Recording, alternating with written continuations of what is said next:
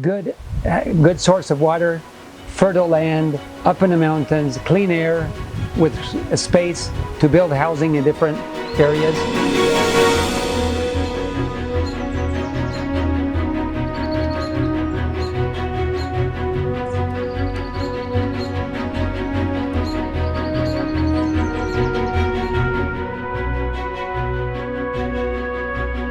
But we didn't have money to build.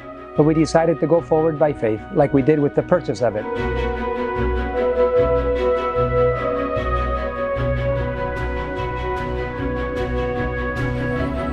The time to hide will come after the close of probation, not now. This is not hiding time.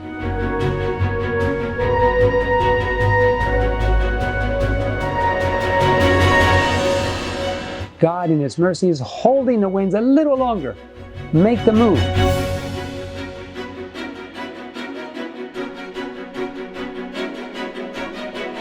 You say, but I don't have any money. God has all the solutions. God already has a place for you, by the way. He already has prepared a place for you.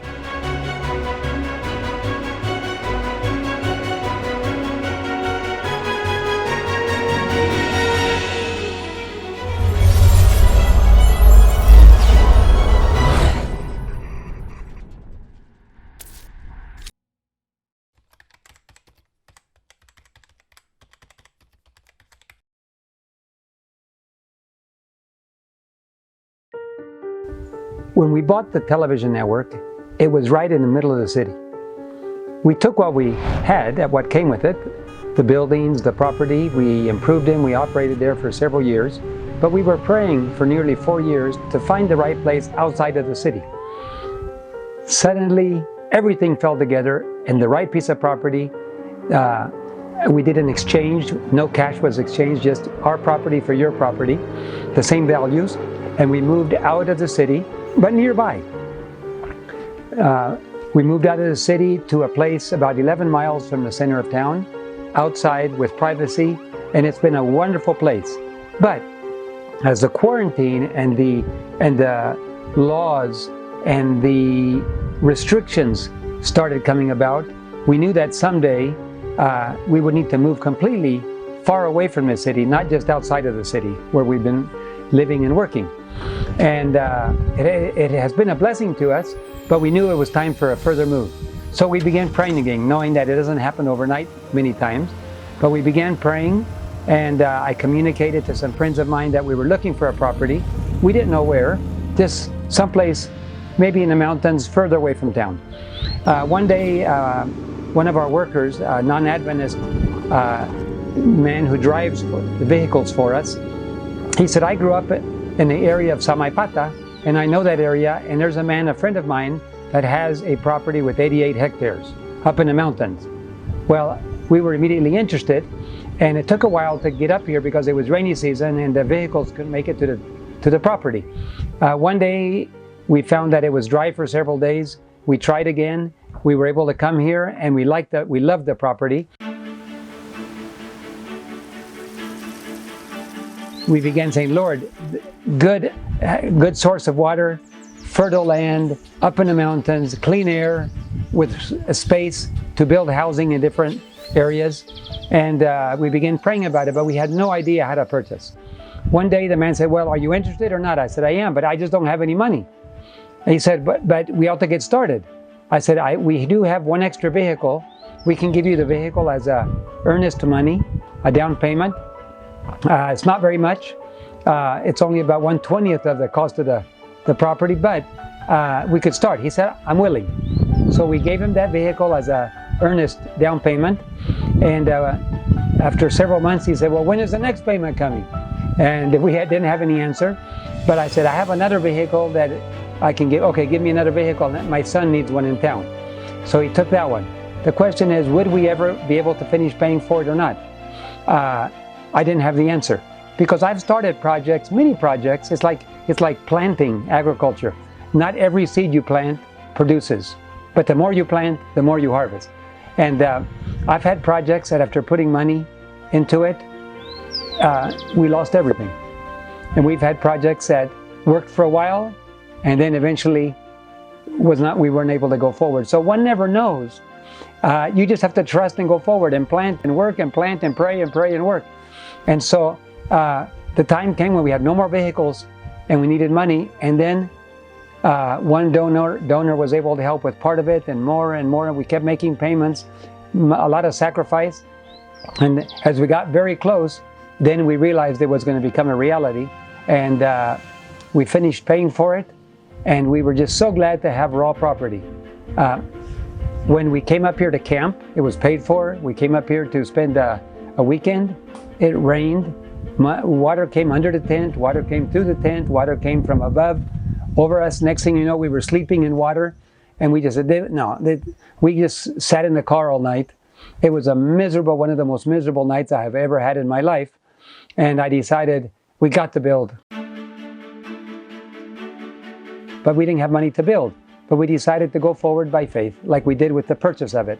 And the house that we're recording this in, it was the first house that we built, and it was a lifesaver during those cold days when it rained and it almost down to freezing. And then today we have, I think we have about 8 houses. We have quite a few more to build, and we have a warehouse where we can store things. The Lord is really blessed. We realize we need more places for people, and we need plenty of agriculture land. Other agriculture land is becoming available near here. It's never easy to be able to buy something, but as we go forward, we find that God opens the doors, and with much sacrifice, the project goes forward. So how did we know it was God's will? Until it was paid for, we just went forward with the instructions that we were given. We knew that it had to be with a source of water. If you read Country Living in Last Day Events, it gives a lot of information, and there's many other instructions that we can find that gives us an idea what to look for. Water, agriculture, privacy, distance. Now, one of the things that's important to note is that we were not trying to hide. This is not a time to hide. This is a time to let our light shine from the top of the hill so that all men may see the good works and glorify our Father which is in heaven. Many people say, well, how can you hide when you're telling everybody about what you're doing? And we're not trying to hide. All our neighbors know. Everybody in the city knows. We've given a concert with all the children and everything in the plaza. The mayor knows. The health work. Everything that's going on. So the whole area knows what we're doing and why we want to do it. Our neighbors have come up to visit many times. So we see that God's providence made it possible, and since we were obeying His will, we saw God made it possible, and we know it's His will because He made it possible. If it would not have been His will, we might have lost a down payment or lost something, and God would have pointed us in a different direction. But He gave us success, it was finished, and that was confirmation to us that we were walking in the right direction.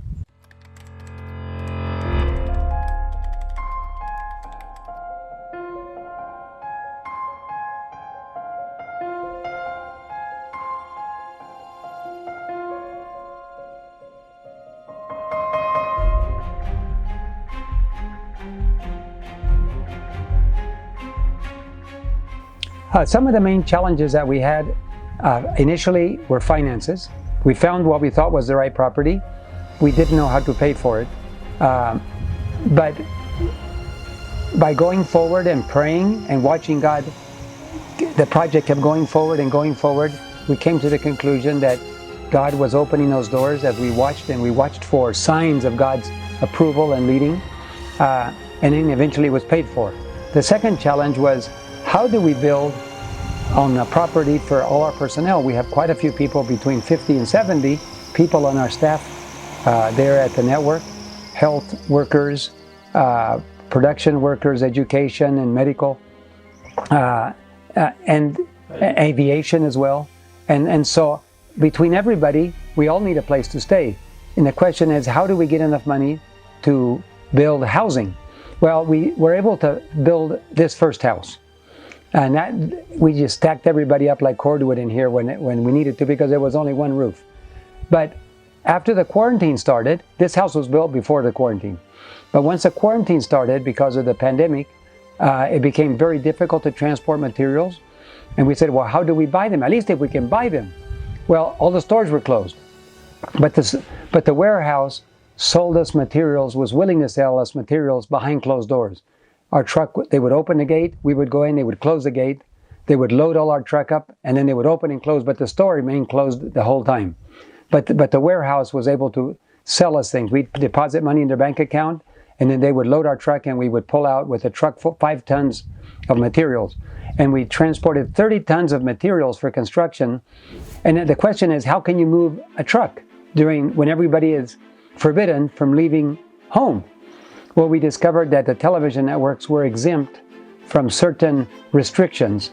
The police, health workers, government officials, and media networks. And so we got special permissions to transport all the materials. We saw God providing. And then funds started coming in. We've never had funds to build houses, and all of a sudden funds came in to buy nearly 60 tons of material. They were cheap houses. They're comfortable, simple, relatively economic, fast to build, but they're heavy because it's metal. And we got everything transported to the bottom of the mountain, and then later we moved it up here, and now the road has been improved and we can bring it up straight up here, deliver the goods here.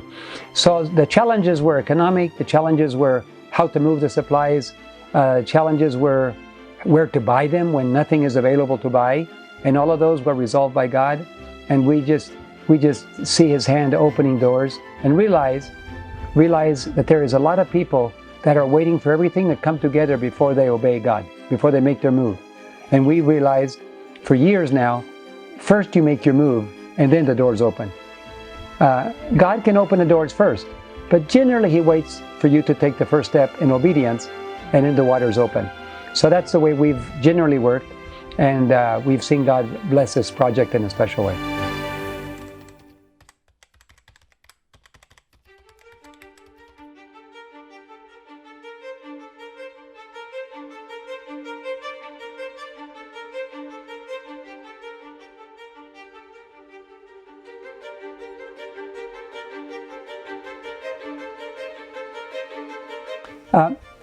The purpose of country living has several facets. The first one is to raise your families in a safe and spiritually safe environment, where your children are raised in an environment where they're not at risk, they're not exposed to all the temptations in the city, they're not exposed to all the media and publications that the world publishes, where they can run freely, where they can play with sticks, dig holes, help to do agriculture, work in a simplicity where parents can point their children to what God is doing, to God's nature. That's the first purpose of living outside the city, and that's the reason that for over 150 years of the Advent message, Sister White, the Spirit of Prophecy, has been telling us that we should live outside the cities, not to escape from anything, just to have a safe environment. Now, should we work in the cities? Yes. The cities have millions of people that need to be reached. So we need to work in the cities, but live outside of the cities, nearby, but in places that are spiritually safe for our families.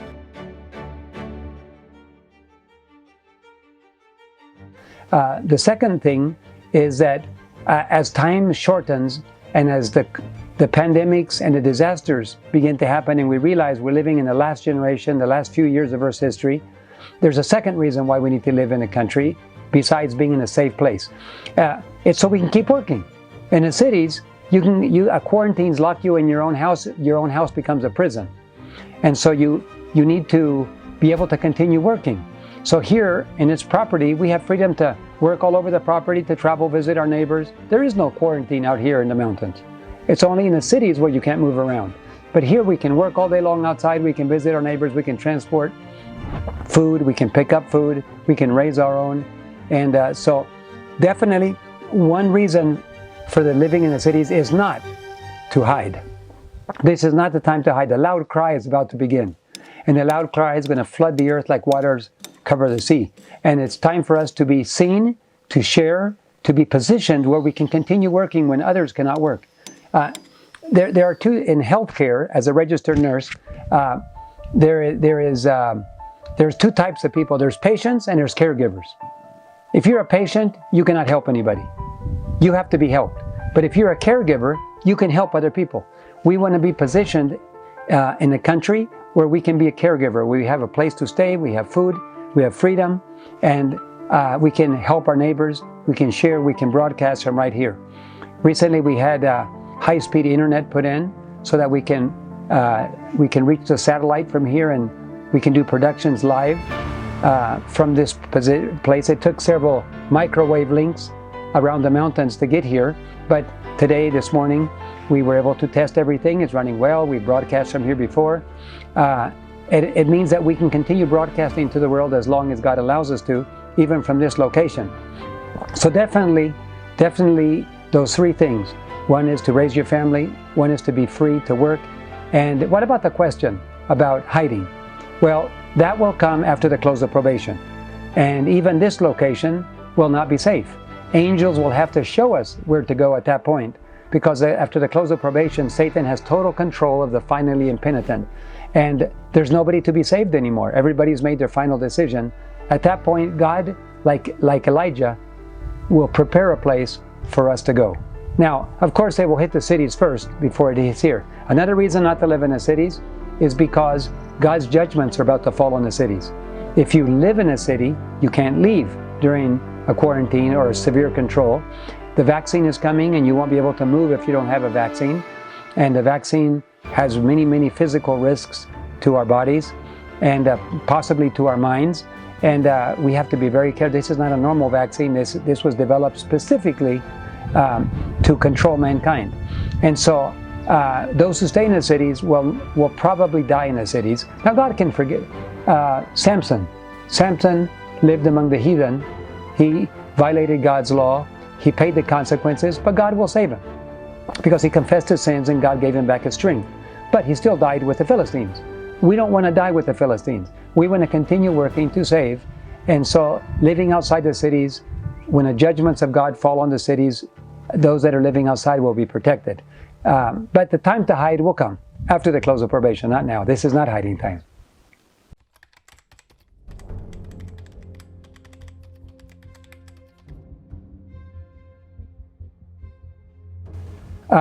Many have asked, when should we leave the cities? Well, if you are raising a family, you should have left a long time ago. Because as we mentioned, living in the cities, living in the country is primarily a place for a safe spiritual environment for raising a family. There are many that work in the cities, but like Enoch, we need to live outside, go into the city, rescue people, preach, share, and come back outside and bring them back to God's nature again. So already we should be living. So they say, when should we leave? You should have been out already. But what is the limit do we have? How long do I have? Well, the longer we wait, the more impossible it becomes. First of all, it takes time. We learned from this property that it takes time to build. It takes time to buy materials. You can always live in a tent, but as we learned, it's pretty miserable. And those who have a comfortable home, have a roof over their head, and have tools to work with and plant are like kings and queens.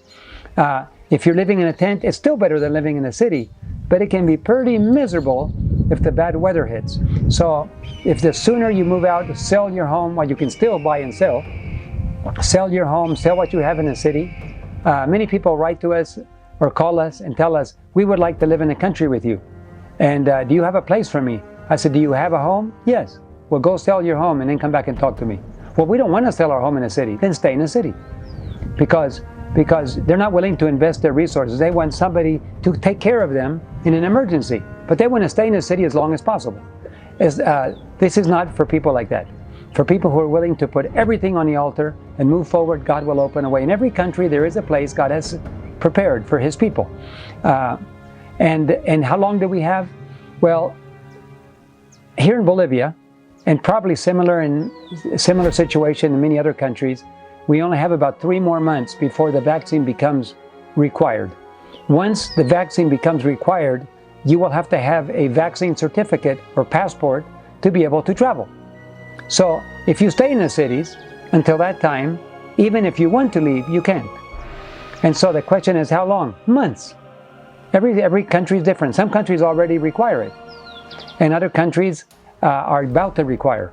So it varies from country to country how much time we have. But one thing for sure, if you don't comply, with the vaccine requirements, most people will not be able to go to the grocery store, go to the bank, travel. Pilots won't be able to exercise their licenses. Chauffeurs and drivers and those who work in public locations will not be able to work there.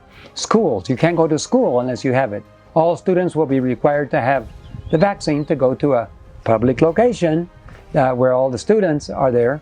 And so it's time to start thinking months away. By the time this video, somebody might see this video, it might be already too late. But I know that God loves people, and the reason He's brought us, we thought that late last year was going to be the last opportunity, but God is merciful. He gives us a little bit more time and a little bit more time so that people will wake up and do it. But once you make up your mind that you're not going to go out of the city, you're going to stay there no matter what, then there's nothing that God can do. But God is gracious to us to give us a little bit more time so that we can get ready and we can make the move for those that want to.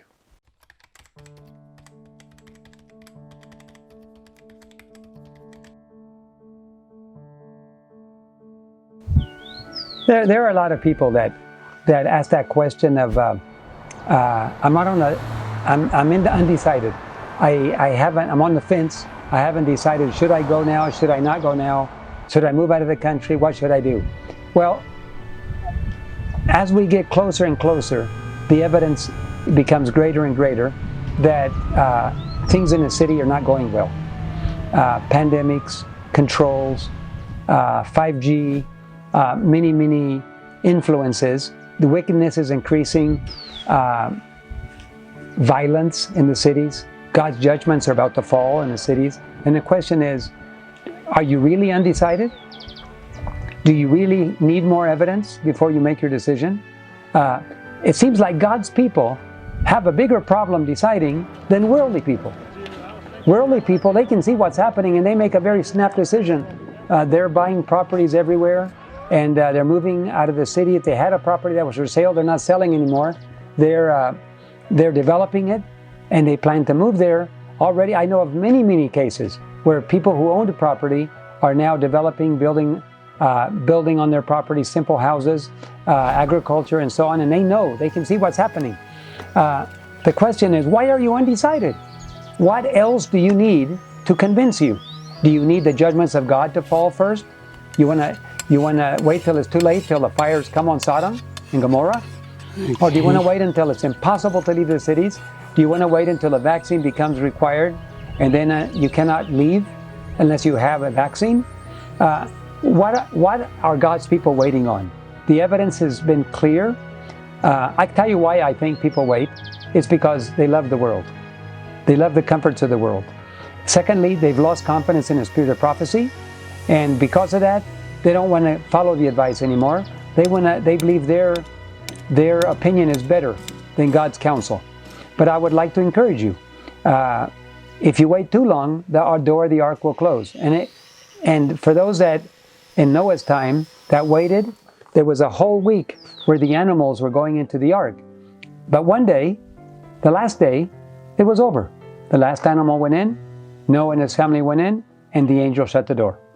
Now, there was no choice in the matter. The choice was during the last 120 years, especially during that last week, while all the animals miraculously were going into the ark. So, do you want to wait until it's too late? Because it will close one day. Suddenly you wake up and you realize, like 9/11, the event happened, you thought you had more time, and you don't have any more time.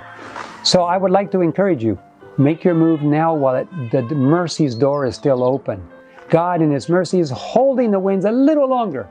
Make the move. Sell your house. Sell your goods. Move out, and you'll be like kings and queens living out there when nobody can, when there's starvation going on in the cities, when pandemic, there's another disease X coming along. They're telling us already there's another disease X coming along. They're going to release further bacterium. They're going to release further viruses possibly. There'll be other things, and coming in, bacteria, severe epidemics, infectious diseases that have no treatment. The virus, the COVID-19 isn't anything compared to what's about to happen. And when that happens, severe controls will happen. The devil is trying to stop the loud cry. But God is looking for people who are obedient, who are healthy, who are free, and who can follow His leading. To do that, you have to live in the country. But if you prefer to die, God can forgive you. You can ask God to forgive you, and He will. But you will still die with the Philippines like Samson did. So, do you want to be on God's team during a loud cry? Obey today. You'll have God's protection and blessing. You say, but I don't have any money. God has all the solutions. He's waiting for you to take the first step. If you take the first step, God will show you an open door, and He will make it possible, even for the weakest of the people, the weakest person, an elderly person, older people, or don't have a single mother with children. You say, but I can't. If you make the decision to go forward, you will watch God open the doors for you. That was our experience with this property. And you can say, but Uncle David, you had resources. We didn't have any resources at all for this project. But we made the decision to obey. If you do that, you will find that God will bless you also, and He will show you the way. God already has a place for you, by the way. He already has prepared a place for you. As you move forward, He will show you where that place is. So don't be discouraged. Just trust the Lord. Lord God Almighty, He has the answer. He's your Creator. He's your Redeemer. He loves you with an infinite love, and He's already made a place for you. The question is, will you obey? If you will, and if you make the decision, get off the fence and start moving, God will show you where that place is.